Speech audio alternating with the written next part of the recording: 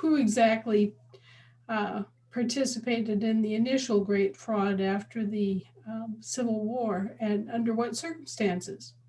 Because you have to remember that at the end of the Civil War, the northern states of states, known as Confederate states, okay, so all of the states that were involved in the Civil War were Confederate states, whether they were North or South. The Northern Confederation states, which are states of states, were bankrupt Mm-hmm. and in receivership.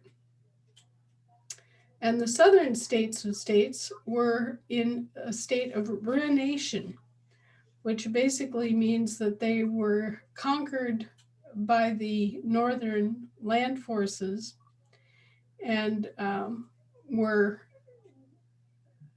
basically plundered and pillaged uh, by a superior military force, but they never really they never really accepted bankruptcy protection, for example. They just said, We're done. Yeah, they basically couldn't go on with an arms struggle, but they never gave up the high ground in terms of being morally and legally correct, which they were. Mm. So, they might have driven old Dixie down by sheer force of armament and money and manpower, but they never got the better end of the deal in terms of the moral right or the legal rights that were in dispute, which was the right of a sovereign state to secede from the Union, especially when the Union was not being administered properly and where things were going on, like Lincoln being substituted for an American president for the Federal Republic. That was the first great fraud against this country and its government, was that Abraham Lincoln, who was a bar member since 1834, was substituted, and instead of running for president of our American Federal Republic, he was actually running for president of the British territorial government. A corporation. Right.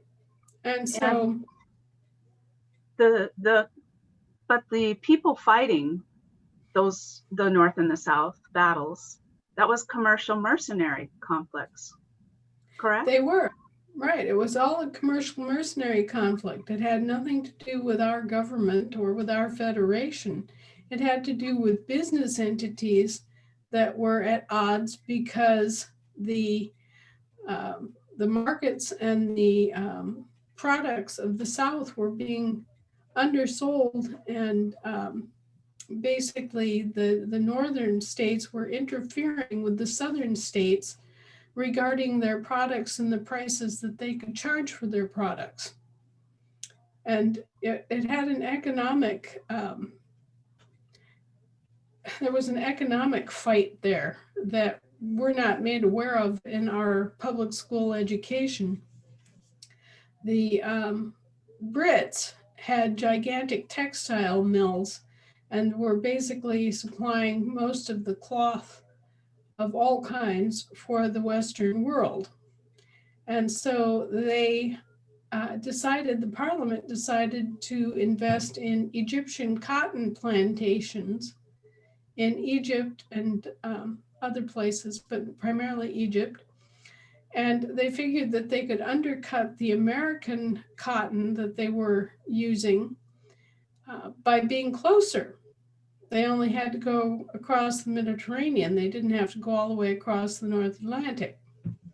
So they figured that they would be able to become their own producers of cotton and make out better on their supply chain. But it didn't turn out that way. they sunk a tremendous amount of money into Egyptian cotton plantations, and it was going bust. And the Americans were still, despite being clear across the Atlantic, owing to slavery, were able to produce cotton and far undercut the British Egyptian cotton in their own markets in Europe. And so what they were trying to do was to force the southern states to give up slavery so that they could profit themselves by, having a better market position in Europe. Mm-hmm. And so it was all about money. It wasn't about slavery per se. It was about market shares and price per bale of cotton and transportation costs of cotton and competition in the textile industry. Didn't really have much to do with any philanthropic interest in Black slaves or in the moral aspects of, such an institution. But we are never told anything about that in our history classes in this country. And as a result, we don't know that it was a mercenary conflict. We don't know what the actual entities were that fought the conflict. And we don't know what it was all really about. But the substitution of Lincoln, a bar attorney, was the final straw for the South. Lincoln had been a bar attorney, as I said, since 1834. And since 1819, many years prior to Lincoln becoming a bar attorney, our Constitution, our Federal Republic Constitution, contained what is known as the Titles of Nobility Amendment. And the Titles of Nobility Amendment basically just put teeth into a prior existing portion of the Constitution. We've always had a prohibition in all of the federal constitutions against conflict of interest. And so there's always been a clause in the constitutions, all three of them, against having accepted emoluments, payments, those sorts of things, improper gifts of estates and things of that nature, and foreign titles. Mm-hmm. And so that had always been part of all three federal constitutions from the get-go, but it was left without stating what the punishment would be. Right. And so at about the same time as the War of 1812, just previously, 1810, the movement started to prohibit people that had British titles from participating in our government.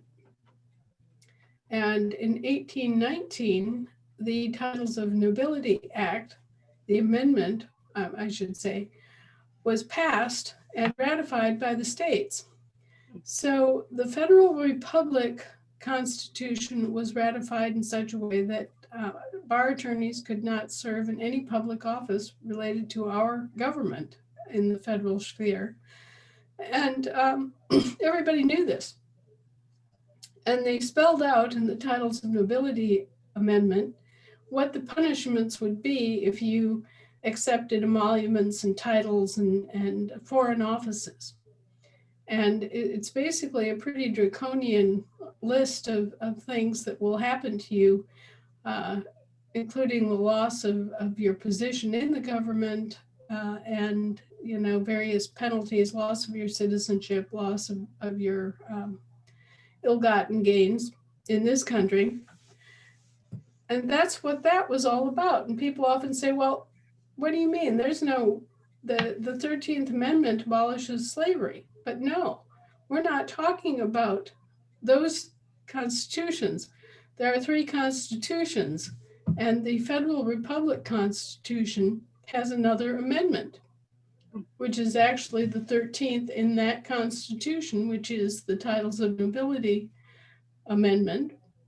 And then it begins with the other amendments up to it did include the 13th because right immediately after the war, uh, they did take that vote on abolishing slavery. Okay.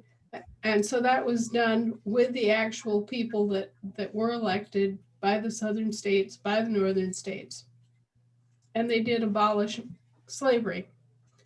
However, the next steps, the 14th Amendment, 15th Amendment, and so on, were never ratified by the states. And so far as we're concerned, there are no other amendments. Gotcha. Okay. We didn't ratify them. And so what year was the Federal Republic Constitution? What year was that? 1787, it was adopted. Okay. It was the first of the constitutions adopted. Okay. And then 1789 was the territorial, 1790 was the municipal. Right. Okay. Yep. And each one of those things actually fit together to give us the full spectrum of federal services. Right. Right. Because the constitutions are power sharing agreements. Yes, they are. And basically, you have to look at them very carefully and think about the treaties that are giving rise to these constitutions, these power sharing agreements, to be able to discern which powers were allocated to which entity, whether the American Federal Republic, the British territorial government, or the Pope's municipal government. Right, exactly. And that's where some people get very lost because they're not, each one of those has their own lane, right? Basically, and the municipal government was purposefully very, very limited. They basically had two things that they were responsible for, and that was the mail, the postal service, basically, and the municipal government for the municipality of Washington, D.C. And that's the plenary oligarchy. That is the plenary oligarchy. But please note, again, there was a cuckoo bird substitution involved here, in that it was supposed to be the members of our duly elected American Federal Republic Congress that were supposed to form the government for the municipality of the Washington, D.C. entity. So our American representatives were supposed to be the ones governing the municipality of Washington, D.C. And instead, what happened is that after the Civil War, we had a bunch of no-goodniks in power, and we had a bunch of members of the U.S. military who were either ignorant, crooked, or both. And they got together, and as a result, the members of the Territorial Congress just sort of usurped into that position. And once again, the British usurpation, pulling their cuckoo bird substitution routine, substituted itself for the American municipal government. And once they got into that, then they realized, oh, we have a nice little plenary oligarchy where we can be kings. And then they began all of the other kind of weaseling and craftiness that has resulted in the present situation. And I do want to bring everybody's attention to the fact that it was not our elected members of Congress that by the main did any of this, because our guys had gone home in 1860.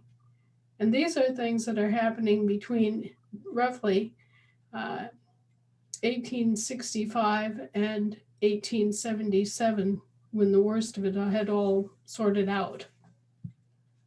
So we're talking about territorial officers, we're talking about renegade members of Congress, we're talking about bar attorneys serving in the territorial government, pretending to be serving in the Federal Republic instead. We're talking about basically gross breach of trust and usurpation against our actual government. And all of this is being accomplished via semantic deceit and non-disclosure to the public. Yep, that's a mouthful. I was getting kind of breathless there. I'm gonna have to build up to this, but yeah, it's a lot to take in.